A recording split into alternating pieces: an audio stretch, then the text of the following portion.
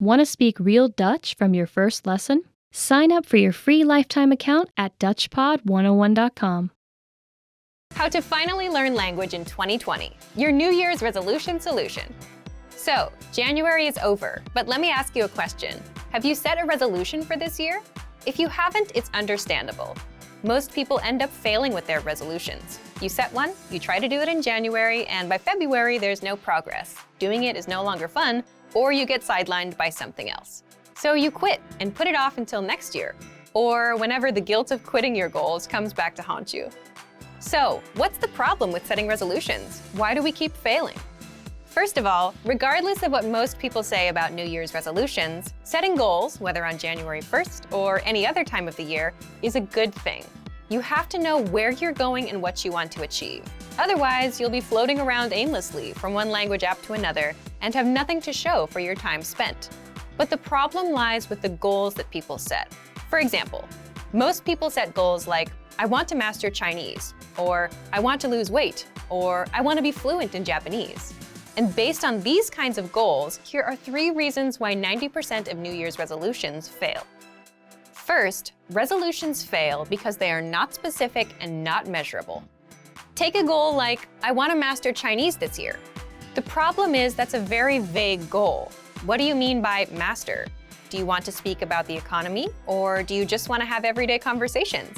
And can you really measure how much progress you need to master the language? The second reason is they are unrealistic. You might think, but isn't it good to set huge goals and aim for the stars? It's not bad, but if you say, I want to be fluent by September, is that realistic for you? Are you ready to commit yourself to nothing but language learning, 6 to 8 hours a day nonstop? The answer is no for most people. The third one is there's no action plan. The problem is you'll still fail even with a specific and realistic goal if you don't know when and how you're going to do it. For example, when will you study? How long will you study every day? And how will you study? So now you know why most people fail with their New Year's resolutions. Then how do we set New Year's resolutions and actually succeed? Here are the 3 rules for successful goal setting. Remember, your goals must be 1. Specific and measurable, 2. Realistic, and 3. They must have an action plan.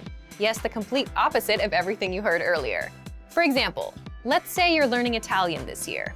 Instead of saying, my goal is to learn Italian this year, set a specific, measurable, realistic goal for the month, like speak 3 minutes of conversation by February 28th. And you can also set a yearly goal, like 30 minutes of conversation, and work towards that. The whole point is 3 minutes is measurable. You set a timer, time yourself, and know when you reach it. It's realistic. Instead of saying, I want to learn the whole language, you're just aiming for 3 minutes for the month and maybe 30 minutes for the year. So ask yourself, do I have time to learn enough of the language to speak for 3 minutes? That will vary from learner to learner. But 3 minutes sounds much more realistic than I want to master a language. Finally, you still need an action plan for your goal. And for that, you need to answer these questions. When will you study? How long will you study every day? Where do you plan to study? How will you study? What is your study schedule? This is the most important part because this tells you when and how to study. If you don't answer these questions, you'll have no idea what to do and you'll quit because you have no routine to stick to. So for example, when will you study? I'll study at 9 p.m. on weekdays. How long will you study every day? I'll study for 20 minutes. Where do you plan to study? I'll study at home, in the living room, on my computer. How will you study? I'll listen to 1 audio lesson a day for 5 days. What is your study schedule? From Monday to Friday with audio lessons. I'll listen to the lesson, then go through the lesson notes for 20 minutes each day. Here are a few more things you can do to improve your chances of success. Reward yourself after hitting a goal. Studies have shown that giving yourself a reward after reaching a goal is crucial to creating lasting habits and continuing to conquer more goals. Write down your small, measurable goal and put it somewhere you'll see it often. Now that you know why New Year's resolutions fail and you know what to do differently, it's time to set your goal. Our suggested goal for you for February 2020 is speak 1 minute of conversation in your target language. The deadline is February 28th. Remember to set your action plan as well. Just answer these 5 questions. Leave us a comment letting us know your answers, and then you're ready to go. Okay, Today's topic is how remembering your mistakes can help you learn faster. First, take a moment and think of a time when you made a mistake. Maybe you were at work, maybe you were at school, maybe you were shopping or in another public place. We can all probably clearly remember many mistakes we've made. We also remember the reactions of the people around us. Some people are understanding, some people aren't so understanding. But why do we remember these situations so clearly? Psychologically speaking, negative things tend to impact us more than positive things. For example, if we're asked to choose between gaining friends or gaining money and losing friends or losing money, we'll choose not to lose friends or lose money, not to gain. This is called loss aversion. We tend to avoid losing more than we work on gaining. We spend time thinking about our negative past experiences to avoid them in the future. Because of this, negative events, like making mistakes, stay in our minds for a very long time. And this happens in language learning. If you make a language mistake while chatting with a native speaker, it'll probably be hard to forget. Yes, it's true that when we're learning another language, we don't always know when we've made a mistake. But when we realize we've used the wrong word, used grammar incorrectly, spelled something wrong or similar, we tend to remember the situation vividly. In some languages, just a tiny change in pronunciation, tone, or writing could make a big difference, so mistakes are a big source of worry for many learners. But the fact that mistakes are very hard for us to forget can be a powerful tool when learning a language. We want to avoid the feeling of embarrassment that comes after a mistake, so we work hard to correct ourselves. Past mistakes can motivate us to try harder. We can use our mistakes as a tool in our language learning. But we can't make these emotionally powerful mistakes by reading a textbook or even by taking a lesson with a teacher. The only way you can make these mistakes is by speaking in real conversations and messing up. So, what can you take away from this? Let's jump into the second part: how to use mistakes in your language learning. We can give advice like go ahead and make mistakes, but that's easier said than done. Here are 3 tips to help you make the most of your mistakes. 1. Speak in your target language as much as possible. Why? Because part of the learning process is making mistakes. Accept that mistakes are going to happen. If you're not making any mistakes ever, then you're probably not challenging yourself. 2. Look for opportunities to speak. Many learners have trouble finding public places to practice the language they're studying. See if there are language groups in your community or at your school. If you have trouble with that, look online and be creative. You don't need to search for groups specifically for language learners. See if you can find a hobby discussion in your target language. Maybe you'll find a news discussion group. Think outside the box. Find somewhere to practice and make mistakes. When you do mess up, you'll probably remember it. 3. Build on your experiences. Think carefully about your conversations after you have them, and work to make them longer each time. If you made a mistake in your first conversation, think about how to fix it. If you said only a few sentences in your first discussion, work to speak for 15 or 30 seconds on the next discussion. Challenge yourself. Many learners have trouble finding opportunities to speak that work with their schedule and their level. If you're not sure where else you can practice, you can consider hiring a tutor. If you're a Premium Plus member on our website, you can practice with your teacher. It's still important, where possible, to practice and make mistakes in real-life situations. This will help you to more carefully reflect on your conversations and work to improve. It isn't quite the same as studying with a textbook or a hired tutor. This strong desire to avoid making a mistake will help you work to improve. You'll be motivated to try harder. This can help you learn faster. The easiest way to start writing and improve on your own. Most language learners start with reading or speaking first. We all want to speak. Typically, most learners start their studies by reading textbooks or articles online. But writing? Not so many practice writing right away, unless the language has a unique writing system. There are a few reasons you should consider writing when you're learning a language. Let's jump into part 1. 1. Why is writing an easy way to learn a language? So, why is writing easy? First, you don't need anyone to start improving right now. When it comes to language learning, we all want feedback and corrections. And for that, we either need a teacher or a learning program that can quiz us. But if you want to improve on your own without waiting on anyone else, or if you don't have access to a teacher, you can start with writing. You'll find out how in just a minute. Second, you don't need to worry about what to write. How does this work? The easiest way to start writing is to copy text from somewhere else. That way, you don't have to worry about what to write or how to spell things. Just get a piece of paper and a pen and copy things from a resource you're using. You can even try doing this with your favorite quotes or ideas. Copy them word by word. Third, it can help you build a strong routine. Imagine you copy 2 sentences per day. It's simple, and it just takes a minute or 2. That means you can stick to it on a daily basis. And if you can learn to stick with that, you can stick to other learning routines in the future. And fourth, you'll end up improving all areas of the language. How? Well, if you're copying out a few sentences a day, you'll end up indirectly learning a lot of words, grammar rules, and lines you can actually use, simply because you're exposed to them. And if you read what you write, you'll improve your reading and comprehension skills too. So, how can you actually start writing and practice? Let's move on to part 2. Part 2, how to practice writing with our lessons on your own time. Number 1, if you're taking our lessons, write out the phrases, sentences, and conversations by hand. This means writing every phrase and sentence that you learn in the lessons by hand in a notebook. You can also write out the conversations in the dialogue study tool, example sentences from the lesson notes, words and phrases from our vocabulary lists, and words and sentences from the Daily Dose app and the Word of the Day. Number 2, write short sentences to your Premium Plus teacher. If you're a Premium Plus member, write a message and send it to your Premium Plus teacher for review. In fact, as a first step, all new Premium Plus users have to write a self-introduction and send it to their teachers. Your teacher will review your work, send feedback, corrections, and help you improve your writing skills fast. You can even write something out by hand, take a picture of it, and send it to your teacher. Number 3, leave a comment on the lessons. After you're done with a lesson, be sure to use what you've learned, whether a new word or a grammar point. Leave a comment in the comment section, and our teachers will review it and give you feedback. Number 4, dictation. This may be best for advanced learners.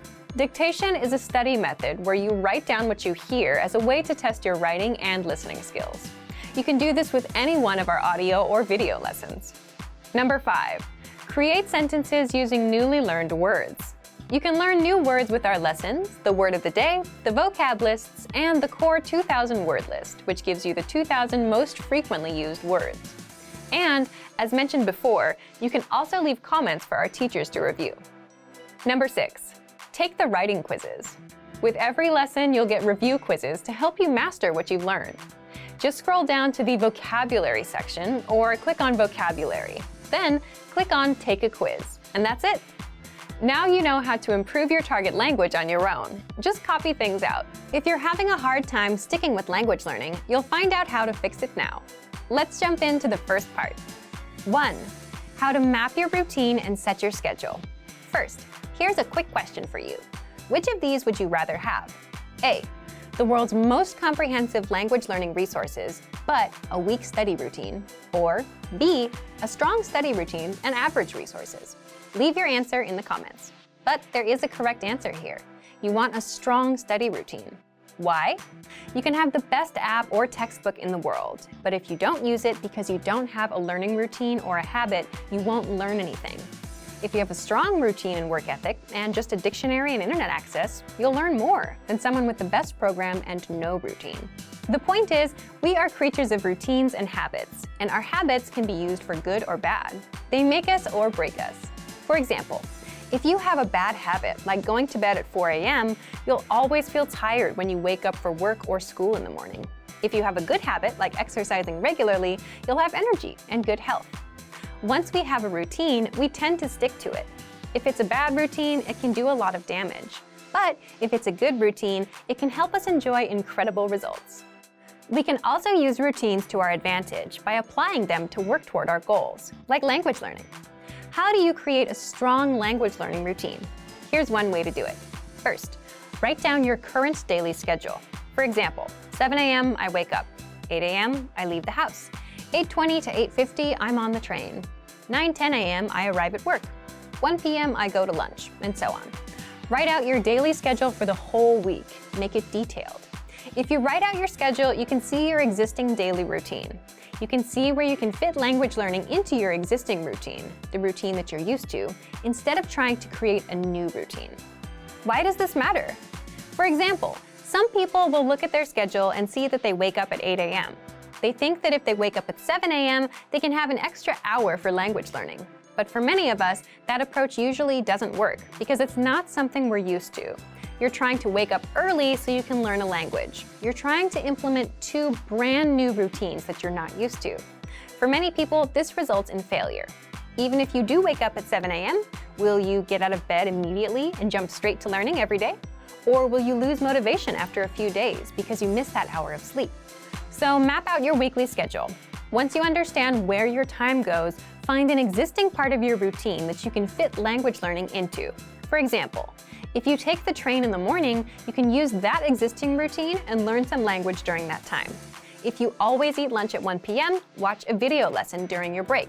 If you always cook at 8 p.m., play some audio lessons in the background. If at first you have to start with multitasking, it's better than nothing. You can at least get used to being exposed to the language while you work on dedicating more time and attention to it. Now, let's jump into part 2. 2. How to choose the learning medium that's right for you. Before you begin learning, it's important to understand what kind of learner you are. Are you a visual learner, or do you learn by reading? There's something called the VARK model, and it's an acronym for 4 learning styles: visual, auditory, or listening, reading, writing, and kinesthetic, meaning hands-on, or actual practice and trial and error.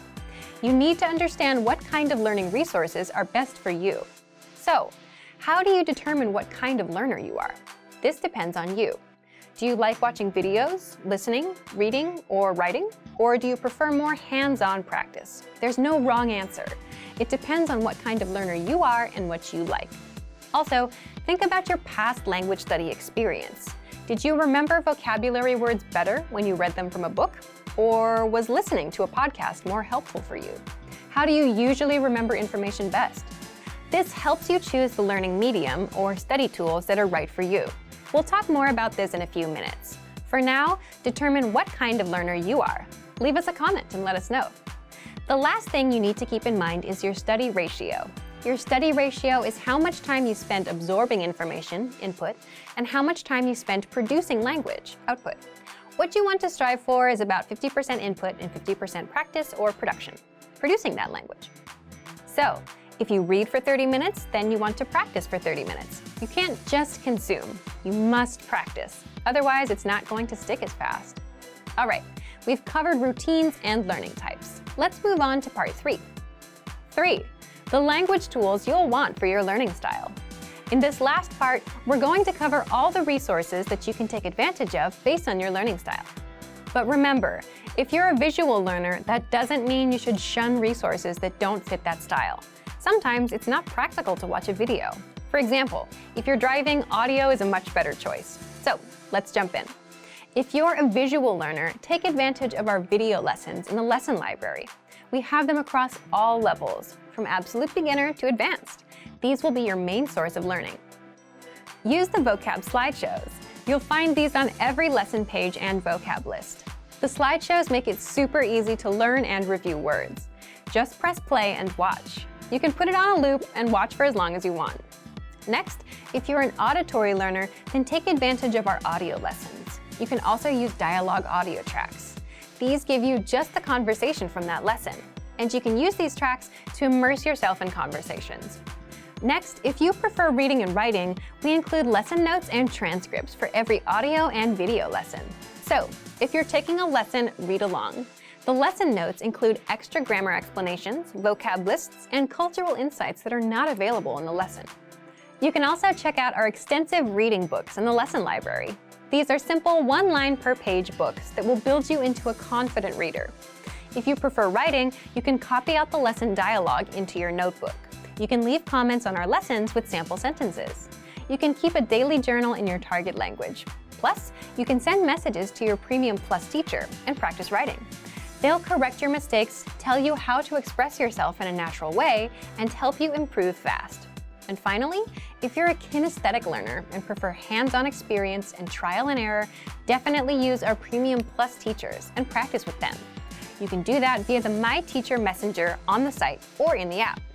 Use our spaced repetition flashcards. These cards quiz you on words and phrases and help you master them fast. They sort the words for you and quiz you accordingly. So, if you don't know a word, you'll keep seeing it over and over until you get it right. And if you do know it, you'll see it again in a few days. It'll pop up every now and then just to refresh your memory. Also, take advantage of our lesson quizzes. You'll find these in every audio lesson, and these test you on the words and phrases you learned in the lessons. You can also practice speaking with our voice recorder. You'll find this inside the dialogue tool. You can record yourself and compare with native speakers. You can keep practicing until you can say the lesson dialogue at a native level. There are tools for every learning style.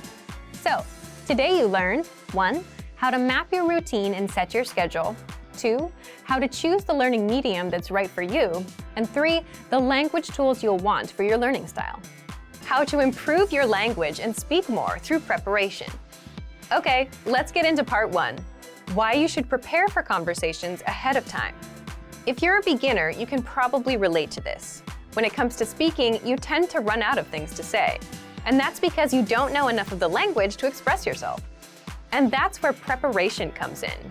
You may think that the conversations we have in our daily lives are spontaneous, that you can't prepare for them. You're right to an extent. But imagine meeting someone for the first time.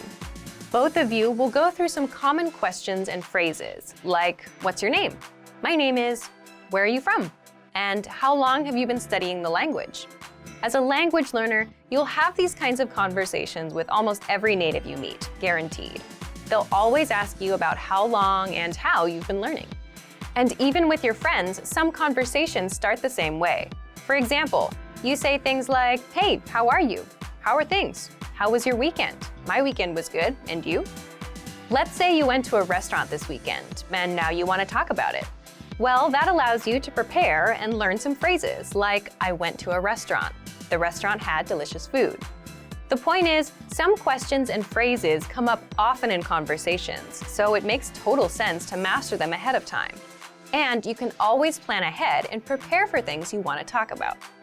When it comes time to speak, you know what to say, how to respond, and you don't run out of talking points as quickly. So, how do you prepare? Let's jump into part 2. The first thing you can do to prepare is check out our 25 questions you need to know lesson series. This series is specifically designed to help you with the first-time conversations you'll have with native speakers. You'll learn the 25 most common questions and answers used in conversations. Just listen to the lessons, repeat out loud, then put what you learned to use. These will serve as talking points so you can keep your conversations going. Number 2, print out the curriculum for this lesson series so you can review all of the lessons at once. The curriculum gives you the lines and vocabulary used in all lessons up front, so you can use this to review key questions and responses. This will allow you to control conversations and ask questions instead of just having the native speaker ask you all the questions. In other words, you'll sound like a fluid, confident, and experienced speaker. Number 3, check out our printable conversation cheat sheets. This is another free resource that gives you lines and words for all kinds of topics. For example, talking about hobbies, your family, and much more. Number 4, ask yourself, what do you want to talk about? Come up with some topics, and for each topic, write out potential questions and phrases that would come up in a conversation.